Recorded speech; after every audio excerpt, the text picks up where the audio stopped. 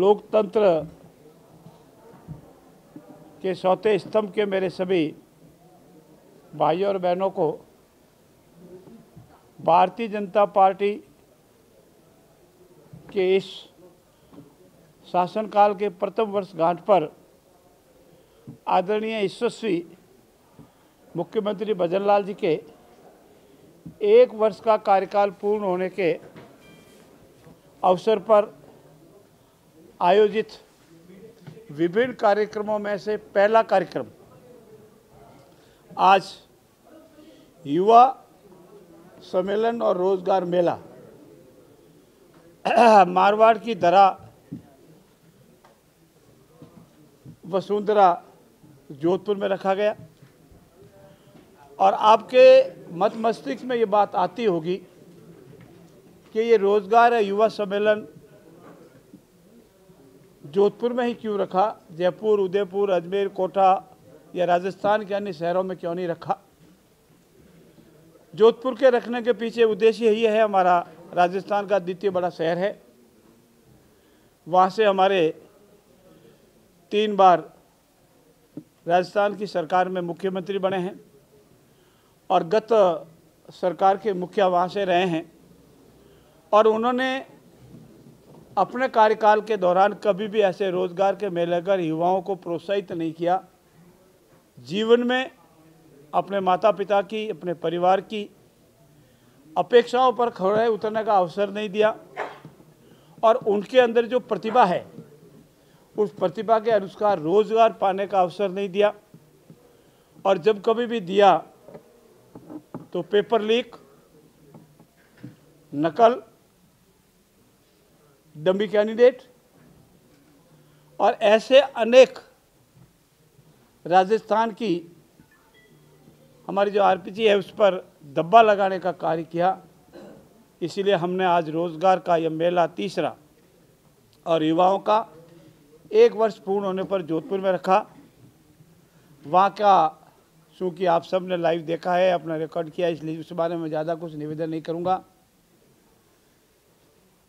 आप सब के आशीर्वाद से, आपकी सबकी सहयोग से 1 वर्ष का कार्यकाल आपके आंकलन के लिए है।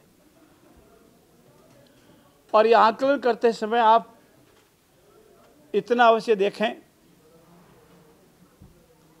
कि यशस्वी प्रधानमंत्री विश्व के सर्वमान्य नेता 1 सप्ताह में 2 बार जयपुर पधार रहे हैं। राइजिंग राजस्थान में आए, उनका उद्बोधन आपने सुना और अब 17 तारीख को मौजूदा भजन लाल जी की सरकार के 1 वर्ष पूर्ण होने पर पुनः जयपुर आ रहे हैं। आप सभी सादर आमंत्रित हैं। और तीसरा, हर सरकार अपना बढ़िया से बढ़िया करने का प्रयास करती होगी, इसमें मैं कोई नहीं मानता।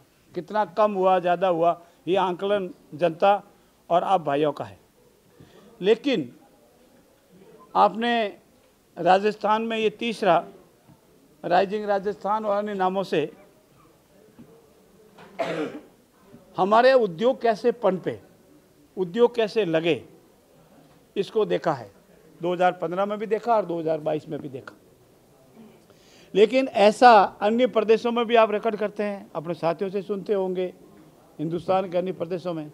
लेकिन ऐसा व्यवस्थित, अनुशासित और न केवल देश के बल्कि 35 देशों के डेलीगेट्स इसमें आए, एमयू किया, अपनी भागीदारी निभाई और राजस्थान और हिंदुस्तान के बड़े बड़े उद्योगपति जिनका नाम विश्व पटल पर बड़े बड़े उद्योगपतियों के रूप में लिया जाता है और अनेक लोगों का इस संबंध में अनावश्यक टिक्का टिप्पणी का भी अवसर रहता है, ऐसे बड़े बड़े उद्योगपति भी इस मेले में आए।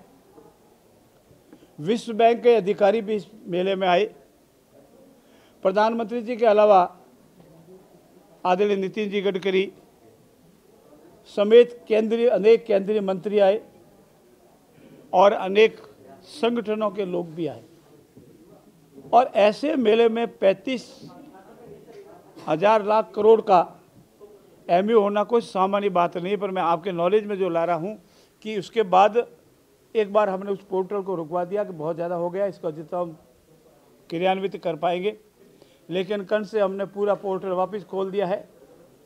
जिलों में भी अलग अलग एमयू हुए हैं, जिलों वाले जिलों में करेंगे, प्रदेश वाले प्रदेश में करेंगे।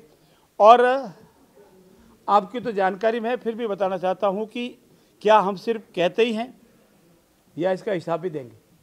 और इसीलिए आने वाले वर्ष की 11 तारीख को हमने जो इतने 35,000 लाख करोड़ के जो एमयू किए हैं उसका हिसाब आपके सामने रखेंगे। ये इतने एमयू हुआ और इनका यह हिसाब है।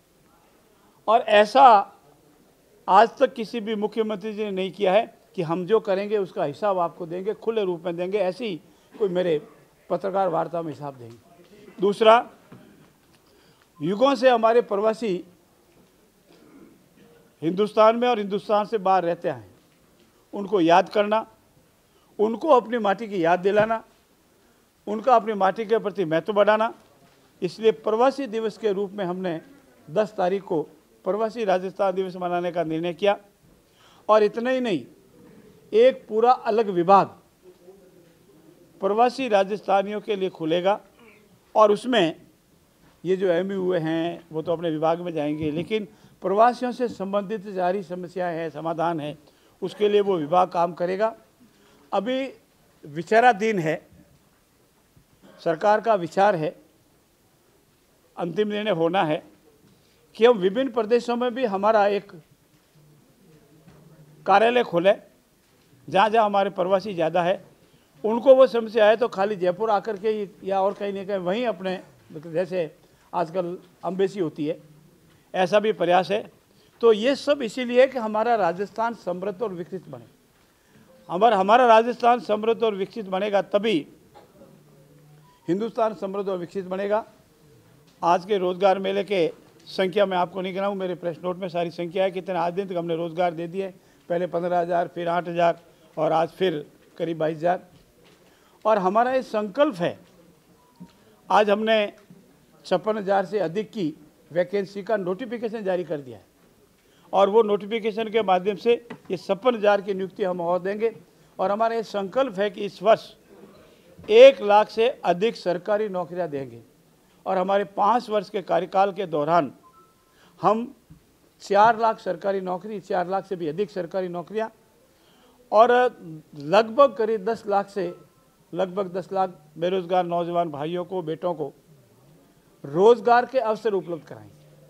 और इस संकल्प के साथ हमारी सरकार आगे बढ़ रही है। और ये पहला हमारा है कि हमारा जो विजन था, हमारा जो संकल्प था कि राजस्थान बहुत बदनाम हो गया पेपर लीक के मामले में, रोजगार देने के मामले में, उसको हम भी करेंगे। इतनी भी नौकरी हुई, कोई पेपर लीक नहीं होगा, कोई डम्मी नहीं बैठेगा। और हमारी जो नौकरी देने की जो हमारी सरकारी संस्था है उसमें पूर्ण रूप से पारदर्शिता से, निर्भीकता से ये रोजगार देने की प्रतियोगी परीक्षाएं जो भी है वो आयोजित करेगी और तुरंत ही रोजगार मेले लगेंगे। रोजगार मेलों में हम रोजगार देंगे। दूसरा हमारा फोकस है हमारी किसान, और किसानों के लिए कल अजमेर में ऐसा ही मेला लगेगा। किसानों के लिए जैसा प्रधानमंत्री जी ने किसान सम्मान निधि योजना शुरू की, वैसे ही मुख्यमंत्री किसान सम्मान निधि यूज की। और हिंदुस्तान में शायद मेरी जानकारी के अनुसार पहला प्रदेश है जिसने किसानों को अपने स्वयं के बजट से किसान सम्मान निधि के रूप में राशि देना की है। और कल माननीय मुख्यमंत्री जी कल अपनी एक किस्त जो है उनको जारी करेंगे। साथ ही साथ किसानों को एमएसपी बढ़ाई, चाहे गेहूँ हो चाहे अन्य फसलें हो, जिसका एमएसपी बढ़ा दी। और हिंदुस्तान में ये राजस्थान पहला प्रदेश है जो गेहूं का सबसे अधिकतम मूल्य हमारे किसानों को देता है। ड्रोन दीदी हो, लखपति दीदी हो, यह भी हमारे यहाँ लागू होगा। कल इस संबंध में भी घोषणाएं होने वाली है, इसमें मैं ज़्यादा नहीं करूँ क्योंकि कल मुख्यमंत्री से आत्मविश्वासी घोषणा होगी। फिर हमारी मातृशक्ति, और उदयपुर में परसों डे आफ्टर टुमारो वह सम्मेलन होगा मातृशक्ति का। मातृशक्ति हमारे लिए बहुत बड़ी शक्ति है और मातृशक्ति के लिए आदरणीय नरेंद्र मोदी जी ने जो विजन लिया है उस विजन को हम पूरा करेंगे। चाहे रिजर्वेशन देना हो, और इसीलिए हमने अनेक विषयों में रिजर्वेशन किया है। और इसमें एक बात बीच में आपको कह दूं, आपके सवाल भी होंगे, ये 1 नेशन 1 इलेक्शन और 1 स्टेट 1 इलेक्शन के संकल्प पर हम कायम हैं। और नगर पालिकाओं 159 नगर पालिकाओं के जो भी हमने प्रशासक लगाया उसको आपने देख लिया होगा, हमारी मंशा समझ गए होंगे। और हमारा प्रयास है, संकल्प है कि सारी जो कानूनी अनिवार्यता है उन सब को पूरी करते हुए हम 1 स्टेट 1 इलेक्शन पे कायम हैं। कोशिश करेंगे कि हमारा जो भी पंचायत राज विभाग है, नगर पालिका है, नगर निगम है, नगर परिषद है, इन सब के इलेक्शन हम एक साथ करें, क्योंकि आदरणीय नरेंद्र मोदी जी का भी संकल्प है 1 नेशन 1 इलेक्शन, और इसी को वो लेकर आगे बढ़ रहे हैं। इसमें जो भी संवैधानिक अनिवार्यता है वो पूरी की जाएगी। और अंत में 15 तारीख को हमारा सम्मेलन जयपुर में है, उसमें सारी सरकार की योजनाएं, आज तक के विकास के कार्य आपके सामने आएंगे। ये सरकार निरंतर जनता की अपेक्षाओं पर खरा उतरने के लिए प्रयास कर रही है। ये सरकार निरंतर जो कहा वो करना है, जो करना है वही कहना है कि संकल्प के साथ चल रही है। ये सरकार मोदी जी के आशीर्वाद से उनके किए हुए कृत्यों को अंगीकार करते हुए, उनके हमारी जो कृति और वृत्ति है आदरणीय नरेंद्र मोदी जी की, उसको अंगीकार करते हुए और उनका जो संकल्प है उसको अंगीकार करते हुए आगे बढ़ रही है। राजस्थान एक समृद्ध और विकसित प्रदेश बने, इसमें हमें आपका भी सहयोग चाहिए। आप ही हमारे राजस्थान हैं, हम सबका सहयोग, क्योंकि हमारा संकल्प है सबका साथ, सबका विकास, सबका सहयोग और सबका आशीर्वाद। और इसी संकल्प के साथ हम आगे बढ़ रहे हैं। मित्रों, आंकड़ों की दृष्टि से मैं अनेक चीज़ें हैं जो आपको नोट करानी चाहिए थी, पर मैंने प्रेस नोट में आपको सब दे दी है। ये राजस्थान की यशस्वी मुख्यमंत्री भजन लाल जी की सरकार हर गरीब के लिए, हर बेरोजगार के लिए, हर नौजवान के लिए, हर किसान के लिए, हर मेरे अनुसूचित जनजाति भाई के लिए, हर मातृशक्ति के लिए सर्वांगीण विकास के लिए तत्पर और तैयार थी, और इसीलिए विभिन्न प्रकार की योजनाएं लागू की और पूरी कर रहे हैं। मैं पुनः आपका भी बहुत आभार व्यक्त करता हूं। साथ साथ ये भी निवेदन करता हूं कि हमारी योजनाएं को आप परखें, विश्वविद्यालयों से संबंधित हो, महाविद्यालयों से संबंधित हो। और एक चीज़ मैं और स्पेशली आपको कहना चाहता हूँ कि हमारे जितने भी मेडिकल हेल्थ डिपार्टमेंट के हमारे जैसे CSC है, PSC है, सब सेंटर है, जिला अस्पताल है, उप जिला अस्पताल है, सैटेलाइट हॉस्पिटल है, कॉलेज है, महाविद्यालय है, विश्वविद्यालय है, इसमें बहुत भर्ती है। और विशेषकर हमारी CSC PSC इसमें बहुत वैकेंसीज है। आज भी नियुक्ति पत्र मिले हैं और करीब 52,000 के लगभग आने वाले मार्च अप्रैल तक इस विभाग के हम नियुक्ति करेंगे। चाहे ANM हो, चाहे डॉक्टर हो, टेक्नीशियन हो, इसकी कोई वैकेंसी नहीं रहे, ऐसा हम प्रयास करेंगे।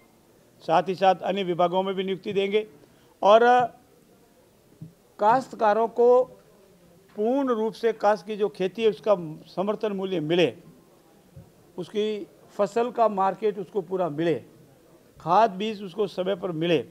और हमारा ये संकल्प आज के सामने मैं दोहरा रहा हूँ, 2025 तक हम ऊर्जा विभाग में किसान को उसकी आवश्यकता अनुसार बिजली देंगे। और 2027 तक हमारा संकल्प है किसान को दिन में 7 से 8 घंटे, उद्योगों को उसकी आवश्यकता अनुसार और घरेलू उपभोक्ताओं को निरंतर बिना डिस्टर्ब के बिजली देने और आत्मनिर्भर बिजली के मामले में होना है। हमारे सौभाग्य, हमारा इस धरती का सौभाग्य है कि प्रचुर मात्रा में हमारे पास विंड पावर और सोलर पावर उपलब्ध है, इसका हम उपयोग कर सकते हैं और इसी का उपयोग करेंगे। प्रचुर मात्रा में हमारे पास खनिज उपलब्ध है, उन खनिजों का उपयोग करके उद्योग लगाएंगे। और इन सब के आधार पर पुनः आपकी सहयोग की अपेक्षा के साथ आपका बहुत बहुत धन्यवाद। एक जिला एक उत्पाद को लेकर भी पूर्ण रूप से प्रमोट कर रहे हैं। जिस जिले का जो विशेषता प्राप्त हमारा उत्पादन है उसको प्रमोट कर रहे हैं। और आज के मेलों में हमने प्रदर्शनी लगाई है किस जिले का कौन सा उत्पादन है, उसको प्रमोट कर रहे हैं, उसको बढ़ावा देंगे, उसकी जो भी तकलीफ है उसको दूर करेंगे। और विशेषकर जो हमारी मातृशक्ति छोटे छोटे उद्योग लगा रही है, लघु उद्योग, आपने कल देखा लघु उद्योग हमारा अलग से मेला हुआ था और लघु उद्योग पॉलिसी लाई है। मित्रों, आप बहुत लंबे समय से वरिष्ठ भी है, आज दिन तक इतनी एक साल पहली साल में 10 पॉलिसीज़, और उन पॉलिसीज़ का आप अध्ययन कीजिए। 10 पॉलिसीज़ इसीलिए लाई है, किसी के मत मस्तिष्क में ये बात नहीं रहे पता नहीं करेंगे कि नहीं करेंगे। हमने खुले रूप से सारी चीज़ें जनता के सामने रखी है, उद्यमियों के सामने रखी है, व्यापारियों के सामने रखी है, बिजली के मामले में रखी है, पानी के मामले में रखी है, सारी हमारी पॉलिसीज़ भी हमने आपके सामने रखी है। धन्यवाद।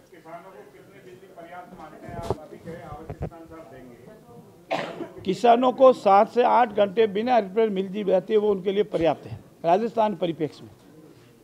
मंत्री जी, आपने पेपर लीक प्रकरण को बार-बार दबा है। आप एसआई भर्ती परीक्षा समीक्षा कमेटी के अध्यक्ष भी हैं। कमेटी को बने 2 महीने हो गए, अभी तक निर्णय नहीं है। बहुत शीघ्र ही आपको समाचार मिलेंगे। 2 महीने का समय आपके हिसाब से अधिक हो सकता है, लेकिन हमारे पास थोड़ा सा ये राइजिंग राजस्थान और 1 ईयर का प्रोग्राम आ गया, इसलिए आप ऐसी किसी पीसी का इंतजार करें, जल्दी आपको शुभ समाचार मिलेंगे।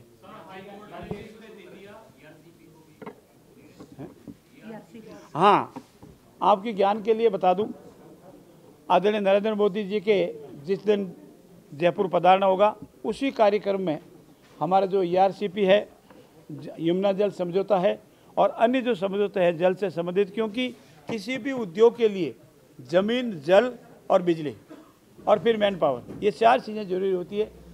ज़मीन हमारे पास प्रचुर मात्रा में है, लेकिन बिजली और पानी की व्यवस्था करनी भी जरूरी है, और मैन पावर हमारे पास प्रचुर मात्रा में, क्योंकि भारत युवाओं का देश है और इसीलिए हम बिजली का कर रहे हैं। और उसी तरह ये तीनों समझौते भी उसी दिन आदरणीय प्रधानमंत्री की मौजूदगी में मिलेंगे। उससे ज़्यादा मैं, क्योंकि ये उस दिन उसकी घोषणा होने वाली है, इससे ज़्यादा आपको बता नहीं पाऊंगा। धन्यवाद। जिलों का भी परिसीमन करेंगे, पंचायतों का भी करेंगे। जिलों के परिसीमन की बहुत बात चल रही है, परिसीमन करेंगे दोबारा, उस पर कुछ सरकार निर्णय करने वाली है। हमारा संकल्प है कि पूर्ववर्ती सरकार ने अपने अंतिम कार्यकाल के दौरान बिना किसी लॉजिक के, राष्ट्रीय स्तर के जो नॉर्म्स है उनको बिना देखे, जनता के बिना फायदे के, अपने राजनीतिक लाभ के लिए जिलों की घोषणा की। और आप सब परिचित हैं, आप तो बहुत मेरे से अधिक जानकार हैं, 17 जिले बनाए और 17 ही हमारे जो उनके माननीय प्रत्याशी खड़े हुए थे वो 17 ही आ रहे। इसीलिए जिले वो बनने चाहिए जो जनता की अनुकूलता के अनुसार हो, राष्ट्रीय मापदंडों पर खरे उतरते हो, किसी भी राज्य पर अनावश्यक भार नहीं पड़े जिसको पूरा करने जाना संभव ही नहीं हो, इतना अधिक प्रशासनिक लवाजमा उपलब्धि नहीं कराया जा सके, इतना अधिक इंफ्रास्ट्रक्चर उपलब्धि नहीं कराया जा सके। इसलिए इन सब की समीक्षा हो रही है और समीक्षा होने के उपरांत हमारा टेक्निकल रिपोर्ट ही हमारे पास आई है। हमने एक वरिष्ठ रिटायर्ड IAS अधिकारी को इस संबंध में कमेटी, एक्सपर्ट कमेटी बनाई थी, उसने अपनी रिपोर्ट दी है और हमारे मंत्रियों की एक कमेटी है वो भी अपनी समीक्षा कर रही है और उस संबंध में शीघ्र हम आपको ऐसे निर्णय से अवगत कराएंगे।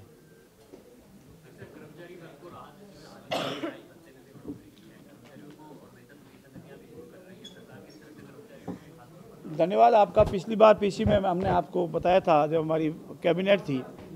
मित्रों, आप एक ख्याल करें, कभी पूर्ववर्ती सरकार ने 3 बार कमेटी बनाई, आयोग बनाया, कमीशन बनाया वेतन विसंगतियों को दूर करने के लिए, और अंतिम जो आयोग था वो खेमराज जी का रिटायर्ड वर्तमान में रिटायर्ड सीनियर IAS ऑफिसर है। उनकी रिपोर्ट आने के बावजूद भी पूर्ववर्ती सरकार ने जानबूझ करके उस रिपोर्ट को लागू नहीं किया, सार्वजनिक नहीं किया। हमने आते ही उसकी रिपोर्ट को स्वीकार किया, लागू किया और अब धीरे धीरे विभाग वाइज उसकी जो वेतन विसंगतियाँ हैं, प्रमोशन की विसंगतियाँ हैं, विभागों की विसंगतियाँ हैं, उसका निराकरण अलग अलग विभागों में अलग से हो रहा है। ये पहली सरकार है जिसने कर्मचारियों को उतना ही ख्याल रखा है जिसने अपनी माँ, बहन, भाई का रखा है, और कर्मचारी इससे बहुत खुश है। और कर्मचारियों का समय समय पर, पहली बार दीपावली पर उनको वेतन मिला, DA मिला, और ये सब हमने इसीलिए किया है कि हमारा कर्मचारी भी हमारे समाज का ही अंग है, उसका विकास होगा तभी देश का विकास होगा। करेंगे। धन्यवाद। थैंक यू सर, सबका बहुत बहुत धन्यवाद।